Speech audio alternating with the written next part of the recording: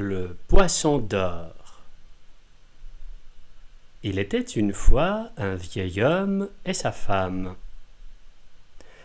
Ils étaient logés dans une masure couverte de terre que même les plus pauvres auraient refusé d'occuper, mais ils ne se plaignaient pas.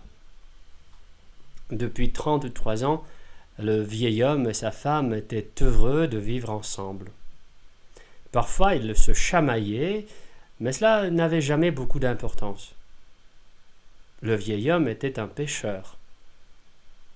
Pendant qu'il pêchait, sa femme tournait le fil, assise à son rouet. Dans la vie, les mauvais moments alternent les bons. Or, à ce moment-là, quand cette histoire commence, plus rien ne se passait comme avant. C'était comme si tous les poissons de la mer étaient partis dans d'autres océans. Le vieil homme persistait obstinément, mais sans rien attraper. Un matin, il jeta son filet dans l'eau, mais seule la boue remonta à la surface. « Qu'est-ce que ça veut dire ?» Il marmonna furieusement, jetant de nouveau son filet. « Oh, oh, comme c'est lourd maintenant !»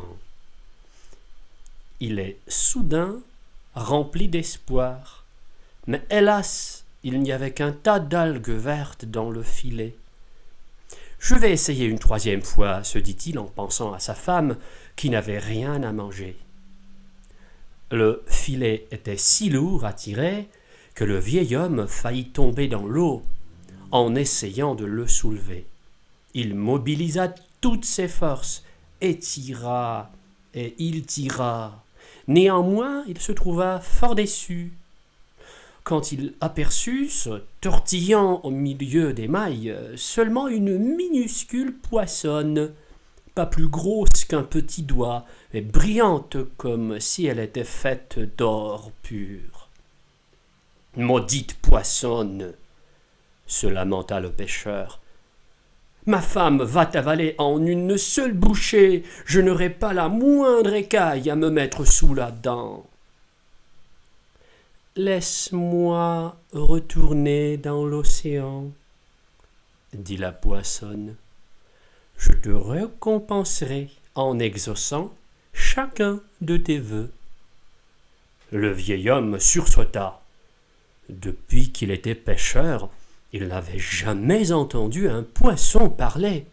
« Eh bien, vas-y, nage où tu veux, » dit-il, rejetant la petite poissonne dans l'onde bleue.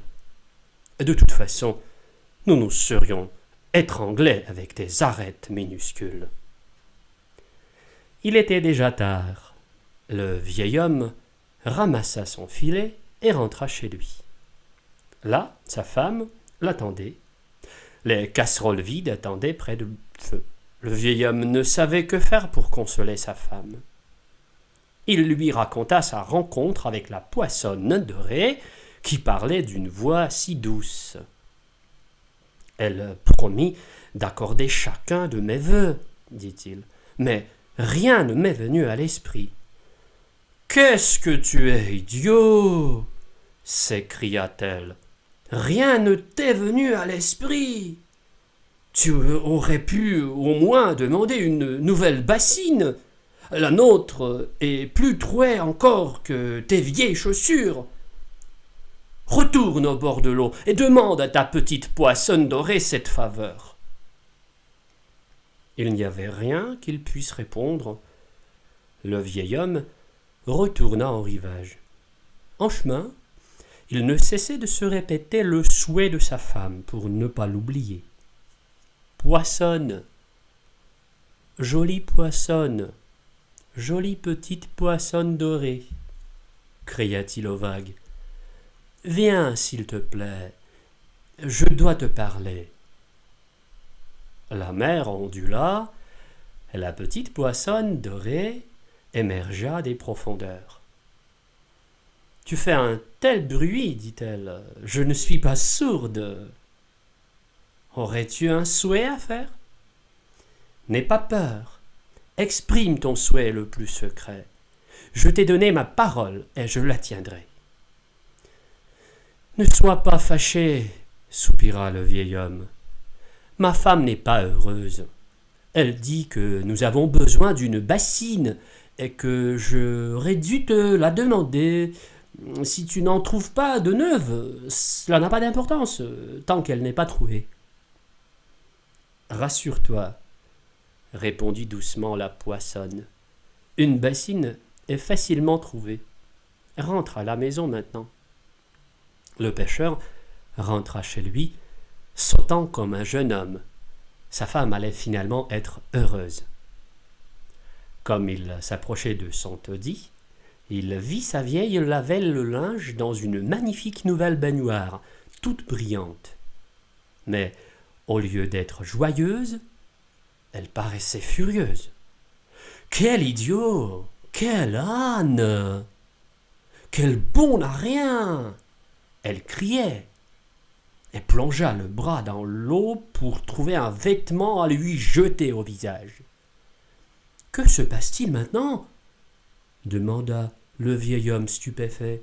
« Depuis 33 ans, nous avons vécu ensemble, et tu n'as jamais été comme ça. »« Tais-toi, triple idiot. Tu aurais pu au moins demander une nouvelle maison, non ? Regarde l'état de la nôtre. Quelle est l'utilité d'une nouvelle baignoire ? Nous n'allons sûrement pas y vivre. » Le vieil homme soupira et retourna lentement vers la mer. « Poissonne, jolie petite poissonne dorée, murmura-t-il. « Que veux-tu de moi ?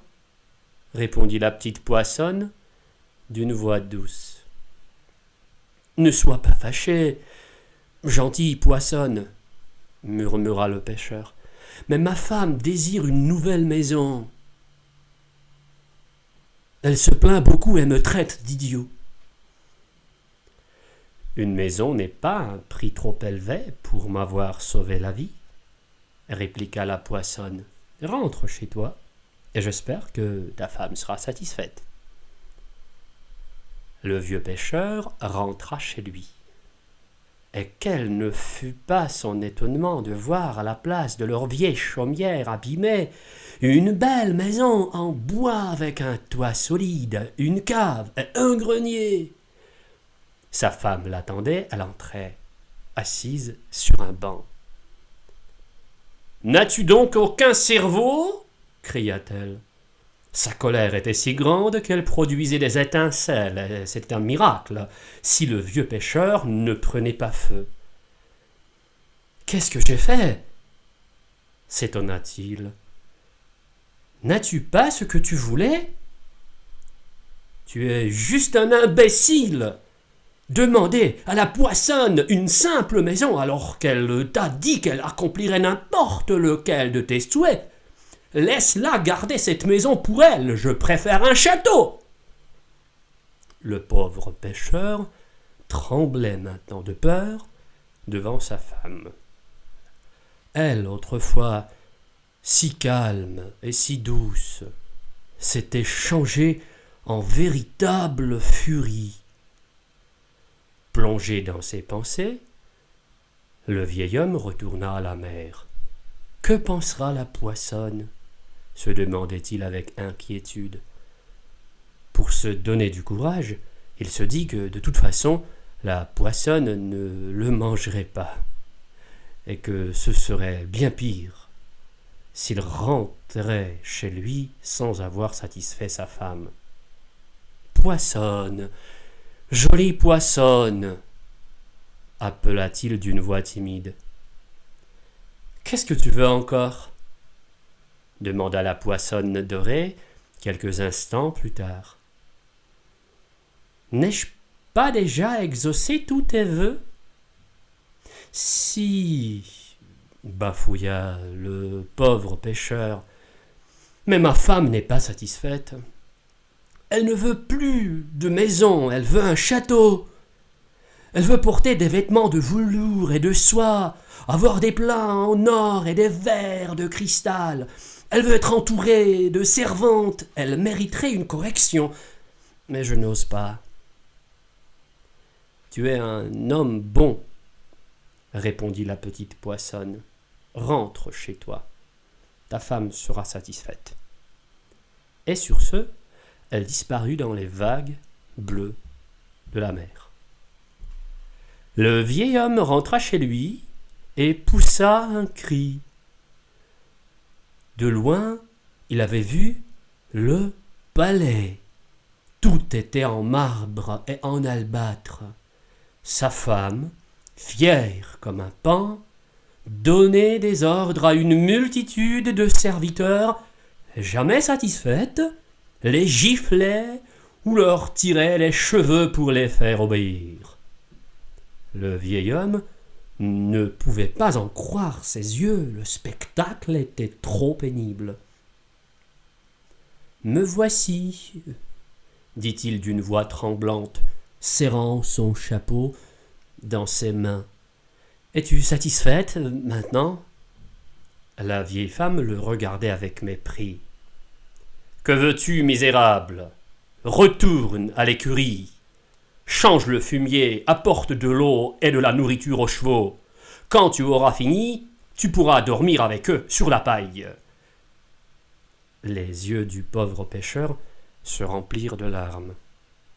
Qu'était devenue sa douce femme, si aimante ? Une harpie sans cœur, mais déjà obéissant aux ordres de la méchante femme, un valet le frappa avec un fouet et il dut aller à l'écurie. Une semaine passa, puis une autre. Cette nouvelle vie plaisait infiniment à la femme du pêcheur. Elle changeait de vêtements toute la journée et passait son temps à se contempler dans tous les miroirs. Les domestiques étaient inépuisables de compliments, mais tous disaient du mal d'elle dans son dos. Un jour, elle en eut assez de changer constamment de parure et fit venir le vieux pêcheur de l'étable. « Par ta faute, dit-elle d'une voix désagréable, je ne suis qu'une insignifiante comtesse. Si tu avais une tête sur tes épaules, tu aurais demandé à la poissonne de me faire tsarine. Mais il n'est pas trop tard pour bien faire. Alors, retourne au bord de la mer. »« Tu es devenue folle !» s'écria le vieil homme avec colère. « Tais-toi, Rustaud !» répondit brusquement la vilaine femme. « Comment oses-tu parler ainsi à ta maîtresse ? File, ou tu seras fouetté !» Le pauvre pêcheur n'avait qu'à obéir. « Poissonne, jolie poissonne dorée, » murmura-t-il. « Je suis tellement confus. Mais écoute, ma femme voudrait encore plus. » « Et que veut-elle encore ?» demanda immédiatement la poissonne. « Ma femme veut devenir tsarine, » dit-il en rougissant de honte. « Je vais t'aider, » répondit la poissonne, plaignant le bonhomme. « Ta femme veut devenir tsarine. Elle le sera, mais c'est la dernière fois. Je ne veux plus jamais entendre parler d'elle. » Le pauvre pêcheur n'eut pas même le temps de la remercier. La petite poissonne dorée avait disparu dans les flots. « C'est incroyable, ma femme m'ait traité d'idiot, » pensa-t-il tout en rentrant joyeusement chez lui. En arrivant, il resta soudain pétrifié. Devant lui se dressait un merveilleux palais, plein de dorures, brillant de mille feux. Le vieil homme escalada l'escalier monumental et pénétra dans une vaste salle de réception. Assis au bout d'une longue table, au milieu des comtes et des comtesses, sa femme tenait à la main un énorme sceptre en forme de cuisse de renard, de canard. Une servante remplit son verre d'un vin de couleur raffinée, puis s'inclina jusqu'à terre. La vieille femme mangeait fort, claquait la langue. Enfin, elle essuya sa bouche tachée de graisse directement avec sa jupe. Le vieil homme était si heureux qu'il voulait en rire. « Tsarine, dit-il avec respect, je m'attends à ce que tu sois désormais satisfait de ton vieux stupide mari. J'espère que tu pourras récompenser mes efforts et que tu m'accorderas une place à ta table. » Pauvre vieux naïf. Il n'était pas au bout de ses peines.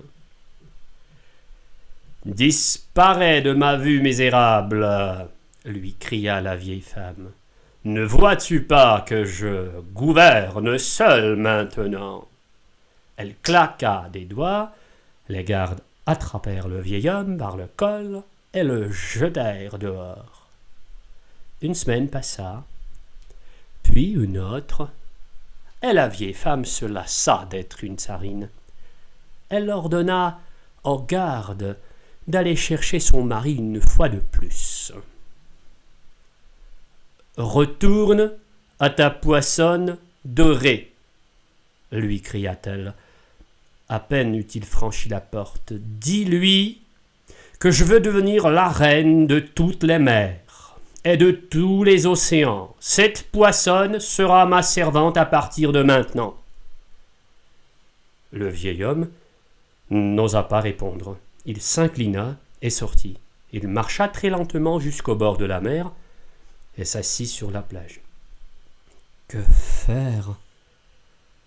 Il avait honte, mais n'avait d'autre choix que d'obéir à sa femme. D'une voix basse, il appela la poissonne. L'horizon devint noir comme l'encre, le vent hurlait et la mer se brisait. « Que veux-tu de moi ?» demanda la poissonne en colère. « Ma femme est un peu étrange, mais personne n'est parfait, » bégaya le vieux pêcheur. « Pourriez-vous, une fois de plus, lui accorder son souhait ? Elle veut devenir la reine de la mer, et tu devras être sa servante à partir de maintenant. » La poissonne ne répondit pas. Elle fit vaciller l'eau et disparut. Puis, un éclair zébra le ciel et un violent coup de tonnerre éclata. « Ma femme va enfin être heureuse, » pensa le vieux pêcheur en revenant. « La jolie petite poissonne dorée va sûrement combler ses souhaits. » Il dut se frotter les yeux pour y croire. Là où se dressaient les magnifiques coupoles, il n'y avait plus qu'une pauvre hutte d'argile. Sa vieille femme, vêtue de haillons, lavait du linge déchiré dans une baignoire trouée. Elle ne se plaignait pas, elle ne sanglotait pas, mais sur son visage ridé couraient des larmes amères.